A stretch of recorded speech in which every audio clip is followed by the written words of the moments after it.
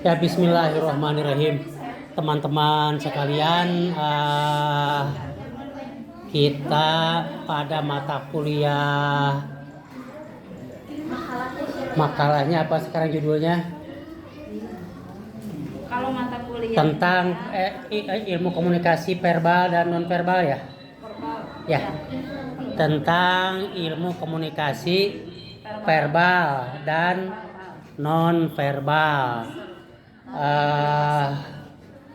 Kelompoknya terdiri dari Ibu Dewi Pusparini, kemudian Teh Nizwa, kemudian Ibu Elis, kemudian Saudara Salma, kemudian Gipari ya. Kepada presentator yang sudah bersedia 4 orang ya, tidak hadir seorang ya. Bilangnya mah mau hadir online di luar kota tapi mau ikutan online. Oh gitu ya, baiklah, kita mulai dan dipersilahkan untuk melaksanakan tugasnya. Silakan.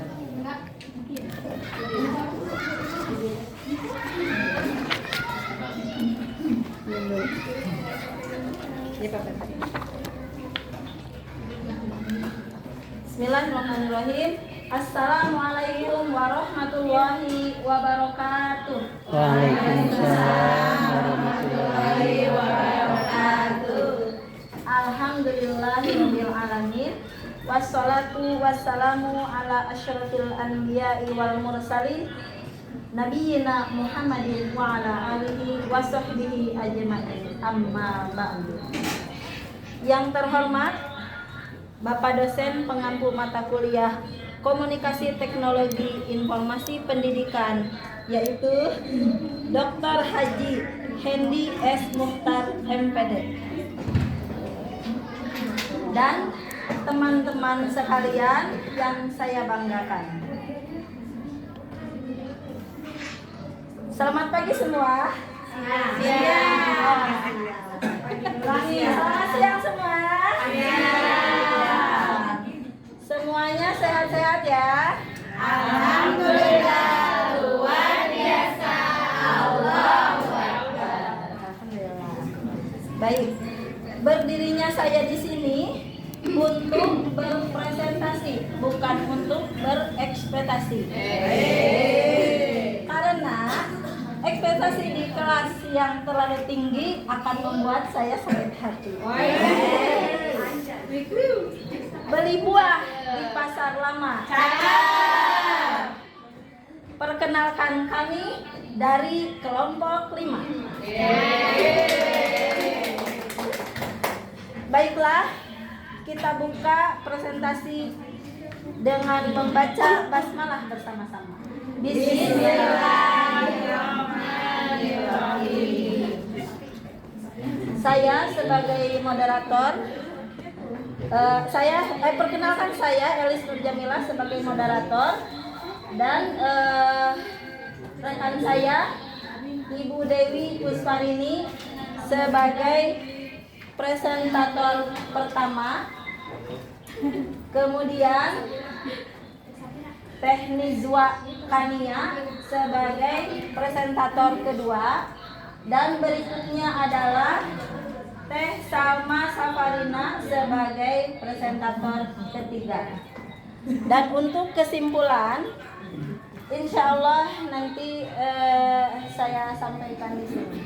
Kebetulan satu lagi ya, Agi Pari lagi di luar kota, jadi mohon izin online. Silahkan kepada Ibu Dewi untuk menyampaikan makalah materinya. Terima kasih Bu Elis yang saya cintai. Baiklah, saya akan membacakan bab 2, yaitu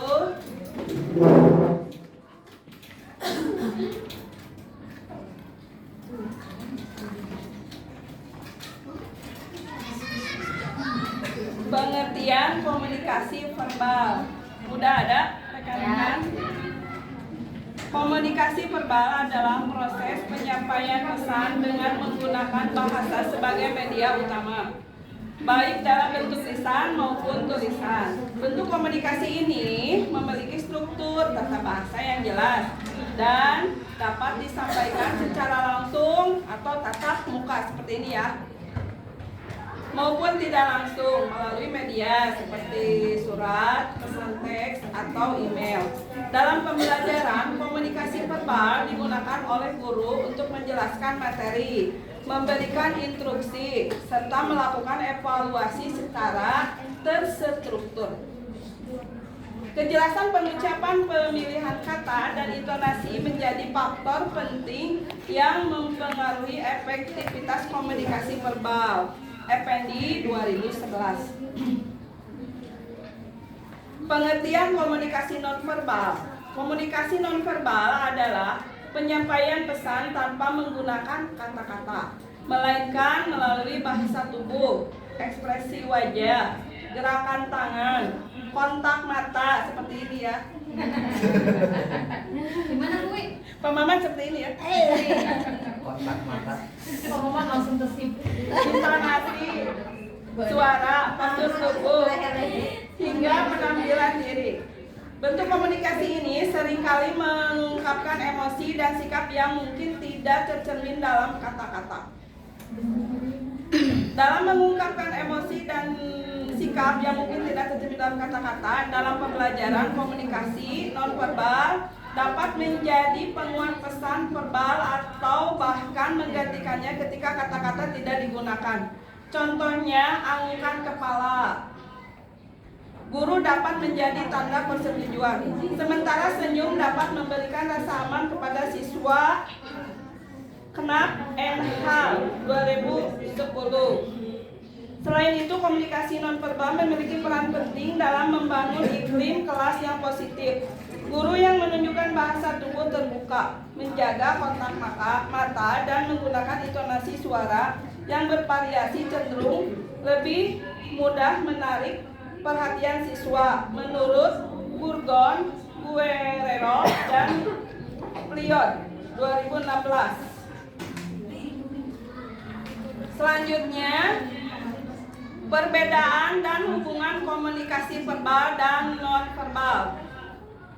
Komunikasi verbal dan nonverbal memiliki perbedaan utama pada media penyampaian pesan. Komunikasi verbal menggunakan bahasa baik lisan maupun tulisan dengan struktur yang jelas dan teratur. Sebaliknya, komunikasi nonverbal mengandalkan simbol, gerakan tubuh, ekspresi wajah, dan aspek lain yang tidak menggunakan kata-kata. Perbedaan lainnya terletak pada kesadarannya. Komunikasi verbal biasanya direncanakan, sedangkan komunikasi nonverbal sering terjadi secara spontan. Menurut Adler dan Rodman 2009, perbedaan ini membuat keduanya memiliki kekuatan dan kelemahan masing-masing dalam menyampaikan pesan. Selanjutnya, peran dalam pembelajaran. Dalam pembelajaran, komunikasi verbal berperan sebagai sarana utama guru untuk menyampaikan informasi, memberikan instruksi, dan melakukan evaluasi. Kejelasan dalam komunikasi verbal memungkinkan siswa memahami materi dengan baik, sementara variasi intonasi dan pemilihan kata yang tepat dapat menjaga perhatian siswa.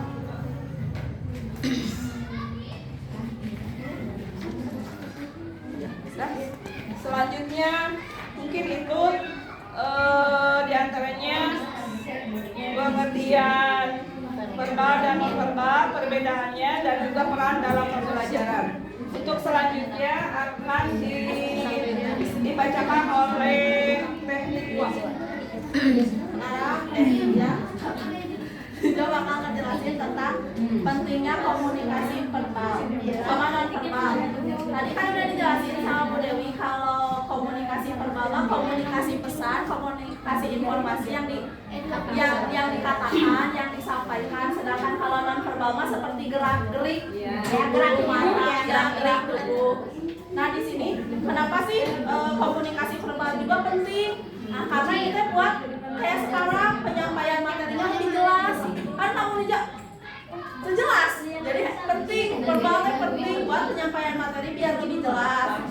Terus manfaatnya juga bisa memotivasi peserta didik, mengembangkan kemampuan berbicara siswa, memfasilitasi diskusi, serta meningkatkan efisiensi pembelajaran.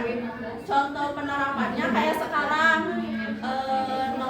komunikasi verbal, contoh penerapan di kelasnya kayak sekarang presentasi, diskusi, ceramah.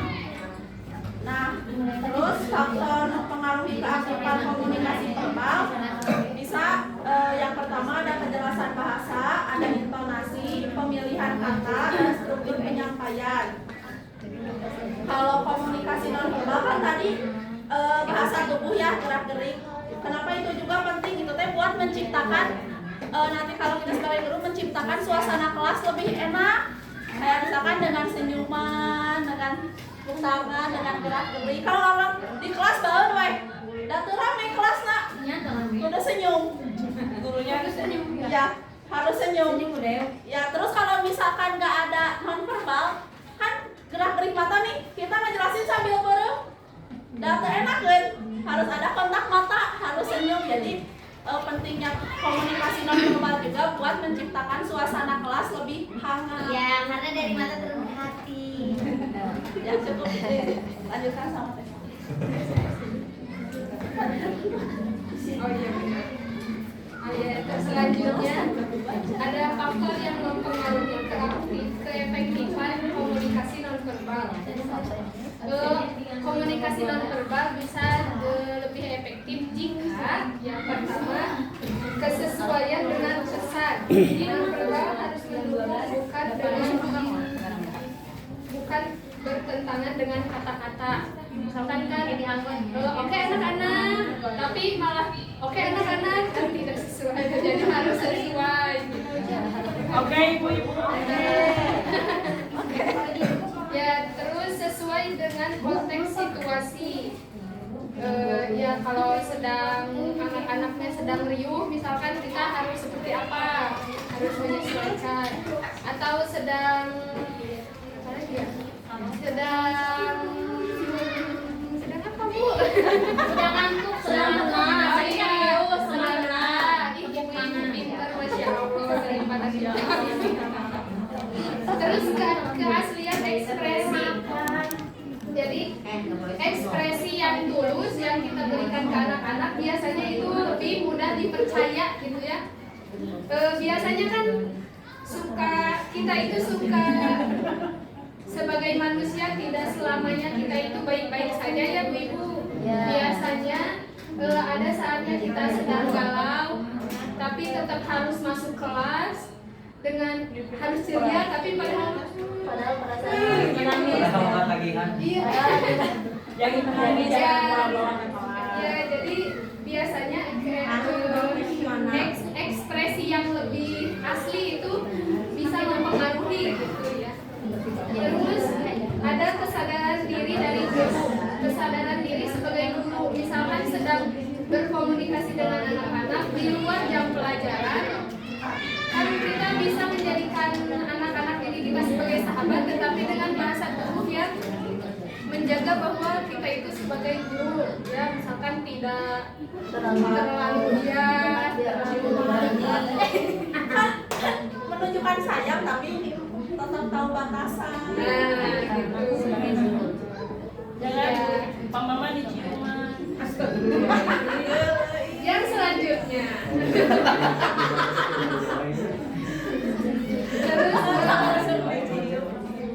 Lalu hubungan komunikasi keduanya antara komunikasi verbal dan nonverbal, polanya itu saling melengkapi, saling menguatkan, mengatur suasana pembelajaran dan menghindari kesalahpahaman.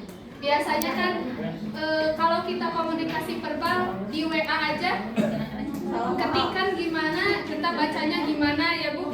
Ya anak-anak, ada yang ya anak-anak, ya anak-anak. Jadi dengan bahasa tubuh dengan komunikasi nonverbal akan menghindari kesalahpahaman itu. Lalu Lalu contoh penerapannya. Misal guru menjelaskan langkah-langkah atau eksperimen sambil menunjukkan alat yang digunakan.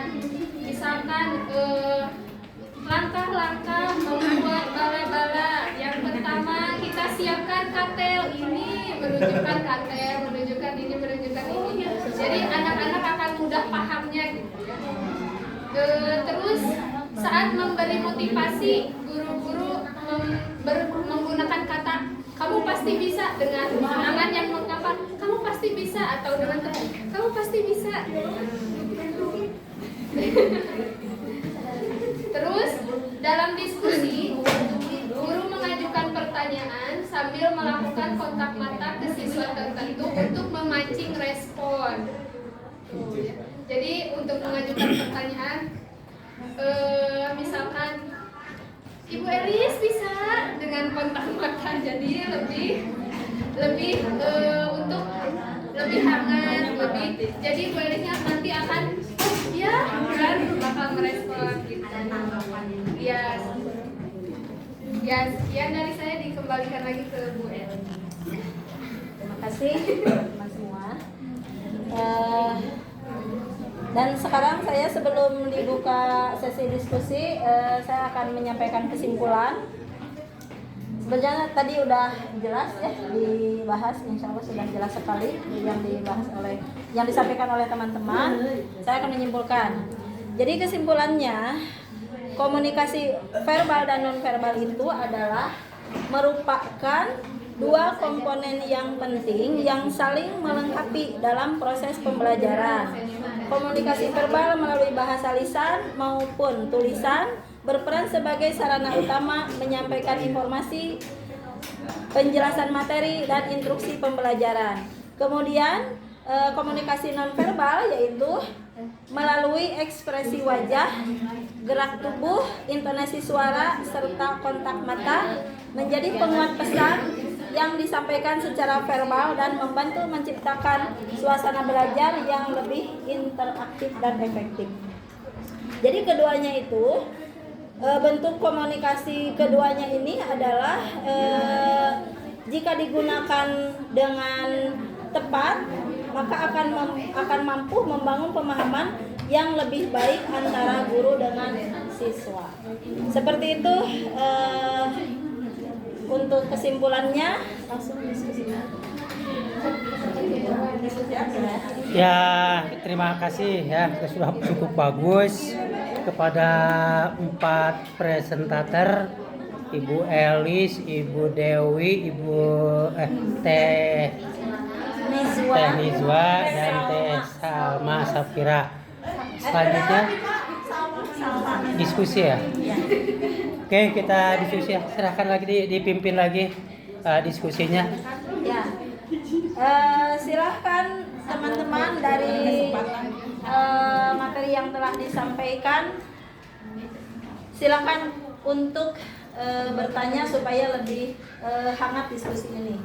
Silahkan diberi kesempatan penanya. 2 Pak. Boleh bebas aja lah. Dua penanya dulu katanya. 2 penanya, silahkan. Umi, Umi sama iya. Umi sama Bang Gungun ya. Silahkan. Ini.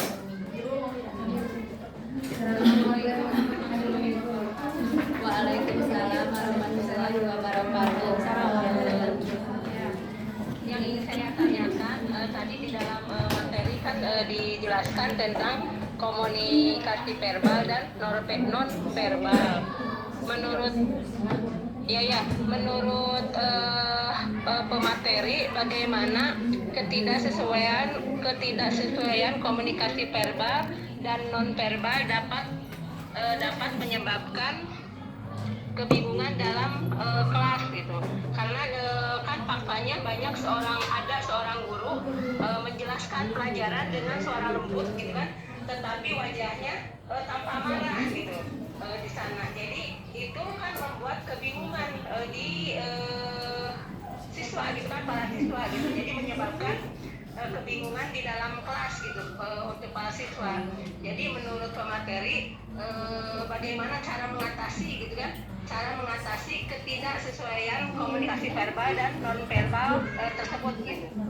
Mungkin hanya itu saja. Ya. Assalamualaikum warahmatullahi wabarakatuh. Waalaikumsalam warahmatullahi wabarakatuh. Terima kasih Umi untuk pertanyaannya. Insya Allah ditampung dulu ya Umi. Silahkan pertanyaan berikutnya. Pertanyaannya ada di sini ada nggak? Di online aja ini udah ada Pak Gun-Gun yang mau bertanya atau mau barangkali ada yang di sini? Pak Gun-Gun aja katanya. Pak Gun-Gun silahkan. Pak Gun-Gunnya mana ya? Nama Pak Gun-Gun. Nggak ada. Nggak ada? Oh iya ada. Silahkan Pak Gun-Gun.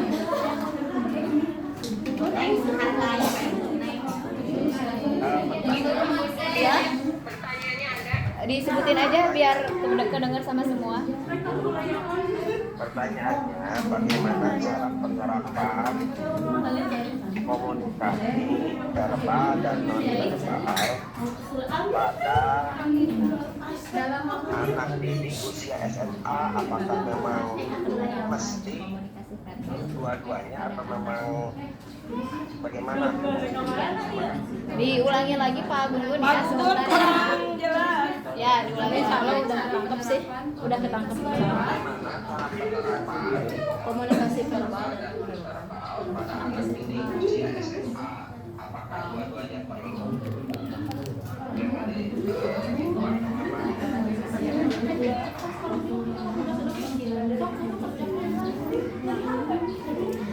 Ya, ya terima kasih Pak Gun-Gun atas pertanyaannya.